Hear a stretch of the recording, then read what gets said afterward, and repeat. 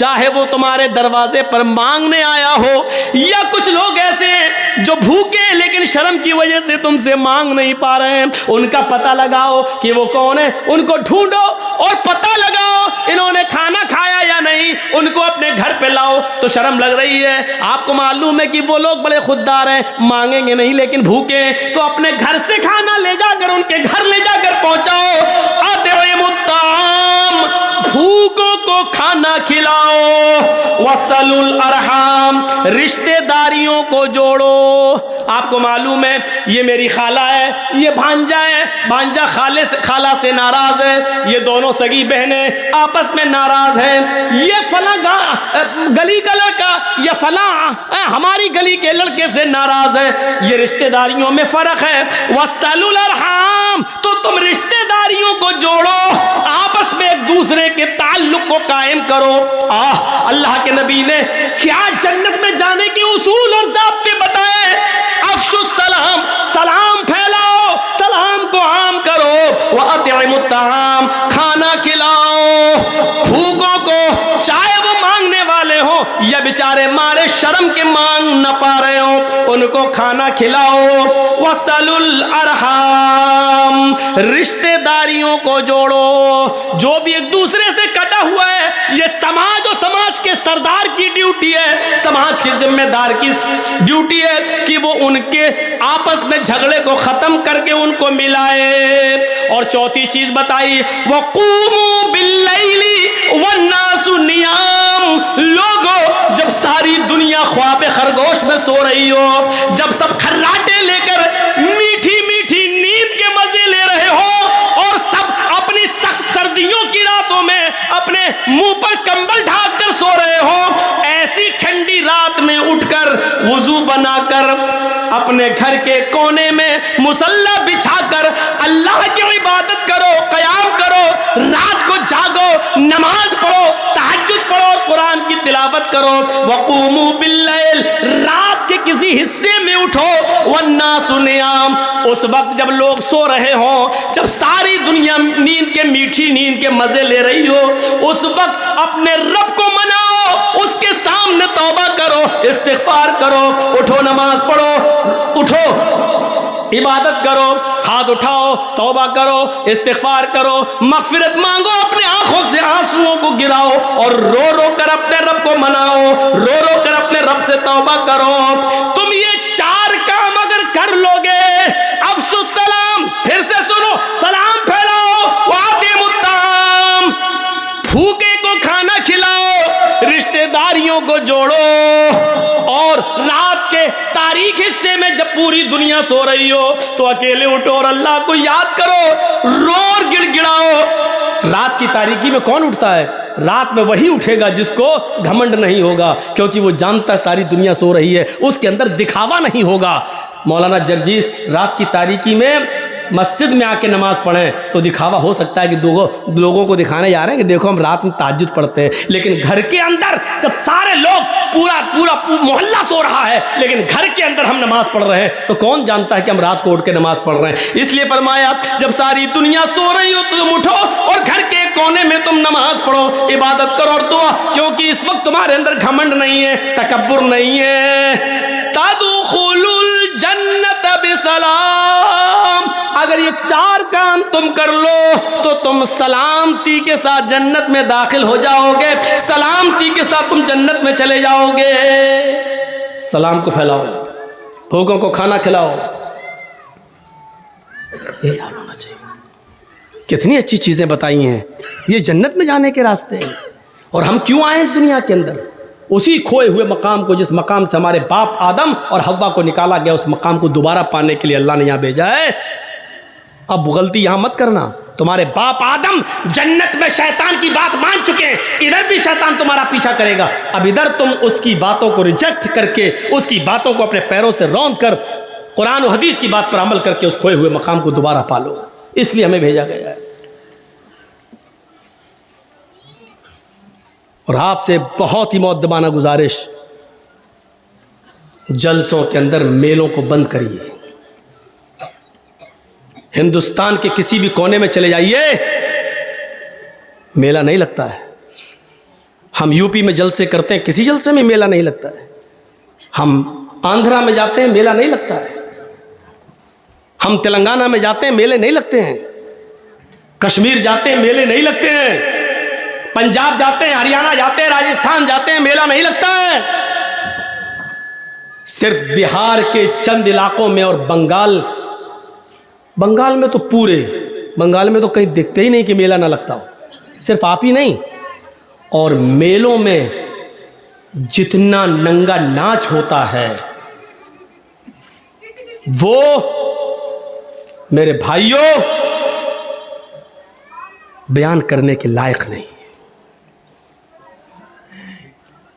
जिस तरीके से जवान लड़कियों की भीड़ होती है ये बयान करने के लायक नहीं है। किस मुंह से तुम हिजाब के खिलाफ आंदोलन करोगे? किस मुंह से करोगे? तुम अपने जलसों में, जब मेले में आने वाली और इन ड्रामेबाज जवान लड़कियों को उनकी पोशाक और उनकी लिपस्टिक और क्रीम और पाउडर से नहीं रोक सकते हो और मेले में उनके ऊपर बैन नहीं लगा सकते हो, तो हिजाब क्या कायम करवा पाओगे आप? हिजाब तो उतरवाया जा रहा है। उसके जवाब में होना तो यह चाहिए था कि अच्छा हमारी मुस्लिम बेटियों से हिजाब उतरवाएगा।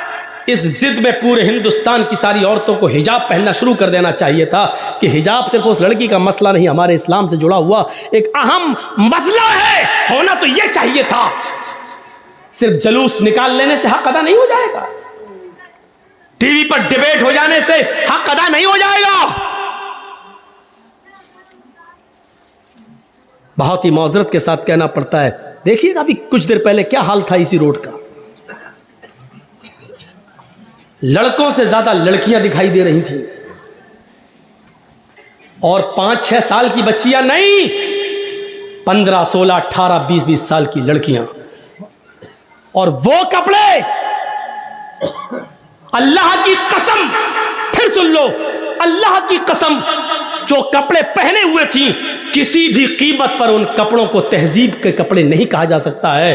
किसी भी कीमत पर उन कपड़ों को शर्म हया के कपड़े नहीं कहा जा सकता है। बेशर्मी और बेहयाई के कपड़े पहने हुए थे।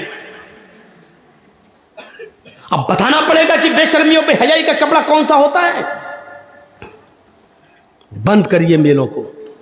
और अगर आप मेला बंद नहीं कर सकते हैं और मेला भी करें और जलसा भी, तो यह सोच के उठिएगा कि आपको इस जलसे का कोई सवाब नहीं मिलेगा। क्योंकि हदीस के अल्फाज हैं, जो बुराई तुम अपनी हाथ से रोक सकते हो तो पहले उसको रोको। मेला तुम रोकने की ताकत रखते हो, जब जलसा करवाने की ताकत रखते हो तो मेला रोकने की भी ताकत रखते हो। यह हाथ से करने की ताकत है। और जब हाथ से रोकने की ताकत ना हो तो जबान से मना करो, भाई ऐसा मत करो। और जब जबान से भी ताकत ना हो तो दिल से बुरा जानो, खुद ना जाओ, हटो, चलो, हाथ से रोको। हज़रत उमर फारूक के ज़माने में एक आदमी टखने से नीचे लुंगी पहनता हुआ, पैजामा पहनते हुए जा रहा था। लुंगी से नीचे, ये वो टखने से नीचे जा रहा है। हज़रत उमर फारूक की नज़र उसके ऊपर पड़ गई। वो आगे आगे जा रहा, पूछते अहाय जनता। उसने पीछे मुड़ के देखा, हज़रत उमर किससे कह रहे हैं? अहाइस अंता का मतलब जानते हैं? हज़रत उमर ने कहा उसे, तुझे पीरियड आ रहा है क्या?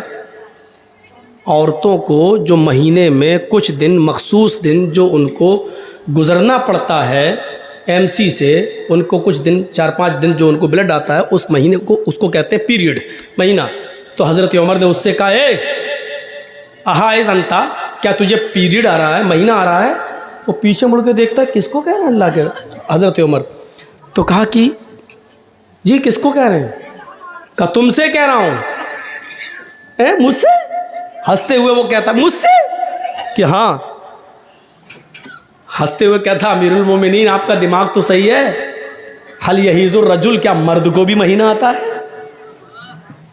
देखिए सवाल क्या किया उसने। हल यहीज़ुर रजुल, क्या मर्द को भी पीरियड आता है? तो हजरत उमर ने कहा क्या मर्द भी टखने से नीचे पैजामा पहनता है? यानी टखने से नीचे कपड़ा पहनने का हुक्म तो अल्लाह के रसूल ने औरतों को दिया है। नीचे इतना नीचा कपड़ा हो, इतनी नीची शलवार हो, इतनी नीची साड़ी हो कि जमीन की मिट्टी को छूते हुए जाए, जमीन की मिट्टी से चिपक कर जाए, जमीन पर लटकती हुई जाए, उसकी चप्पल भी नजर नहीं आनी चाहिए। यह है औरत का पर्दा। टखने से नीचा कपड़ा तो अल्लाह के रसूल ने औरत को पहनने का हुक्म दिया है, और तुम टखने से ऊपर पहने हुए हो, तुम टखने से नीचे पहने हुए हो, यानी औरतों वाला कपड़ा पहने हो, औरतों वाला काम कर रहे हो। जब कपड़ा पहनने में, पैजामा पहनने में जब औरतों वाला काम इस्तेमाल कर सकते हो, तो हो सकता है कि तुम्हें महीना भी आ रहा हो। ये बेसिकीन छुरी लाओ, और छुरी से उसका पैजामा काट दिया। उसने कहा अमीरुल मोमिनीन मैं घर पे छोटा कर लूँगा। कहा नहीं, उसका पैजामा वहीं से काट दिया और कहा कि सुनो, अल्लाह के नबी ने फरमाया जब कोई बुराई अपनी आंख से देखो तो अपने हाथ से दूर करो। मेरे अंदर हाथ से दूर करने की ताकत थी। कौन है इसका जिम्मेदार? कौन करेगा? अभी इस समाज में कोई लड़का किसी लड़की को लेके भाग जाए, 2-4 दिन के बाद पकड़ा जाए, पंचायत बैठ जाएगी, इतना जुर्माना, इतना ये वो, शादी करो, ये करो, नहीं करे तो इतना जुर्माना, तेरी हिम्मत कैसे पड़ी? सब गांव के सरदार बैठ जाएंगे।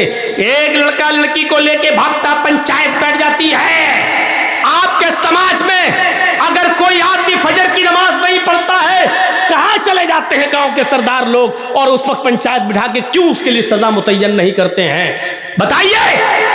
आपके समाज में कोई आदमी शराब पी के घर पे आ जाता है, समाज का सरदार क्या करता है? मीटिंग नहीं बुलाता है, उस पर एक्शन नहीं लेता है।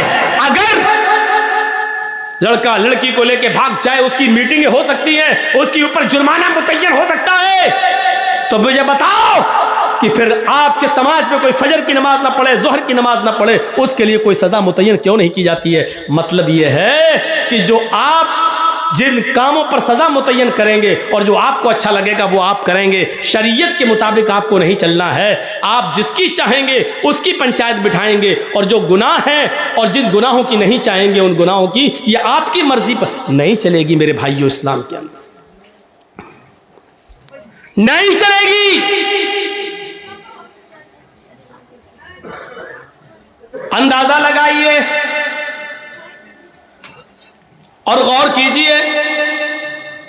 अल्लाह के नबी सल्लल्लाहु अलैहि वसल्लम फरमाते हैं, मन यज़मन ली बैना लहयैहि व रिजलैहि अज़मन लहुल जन्नह। जो मुझे इन 2 चीज़ों की ज़मानत दे दे, जो मुझे इन 2 चीज़ों की गारंटी दे दे, मैं उसको जन्नत की गारंटी देता हूँ। कौन सी है वो 2 चीज़ें? बैना लहयैहि, दोनों ये जो दाढ़ी के जो दोनों किनारे हैं, गाल, मुंह, इनके बीच में ज़बान, जो मुझे दोनों जबड़ों के बीच की चीज यानी ज़बान की ज़मानत दे दे, मैं इससे कभी गलत नहीं बोलूँगा, झूठ नहीं बोलूँगा, चोरी नहीं, झूठ नहीं बोलूँगा, गीबत नहीं करूँगा, किसी की बुराई नहीं करूँगा, जब भी बोलूँगा सच बोलूँगा, इसको कभी बुरे चीज़ों में इस्तेमाल नहीं करूँगा। वो बैना रिजलैहि, और अपने दोनों पैरों के बीच, दोनों टांगों के बीच यानी शर्मगाह की हिफाजत दे दे, हम इसको कभी गलत काम में इस्तेमाल नहीं करेंगे। जो इन 2 चीज़ों की ज़मानत मुझे दे दे, अज़मन लहुल जन्नह, मुहम्मद रसूलुल्लाह फरमाते हैं मैं उसको ज़मानत देता हूँ जन्नत की, मैं उसको ज़मानत देता हूँ कि ये जन्नत के अंदर जाएगा, ये जन्नत के अंदर दाखिल होगा, ये जन्नत के अंदर जाएगा, मैं उसको जन्नत में जाने की ज़मानत देता हूँ, ये जन्नत के अंदर जाएगा। ये ज़बान से जो गीबत चुगली होती है, ये बहुत बुरी चीज़ होती है। अल्लाह के नबी मस्जिद में नमाज पढ़ा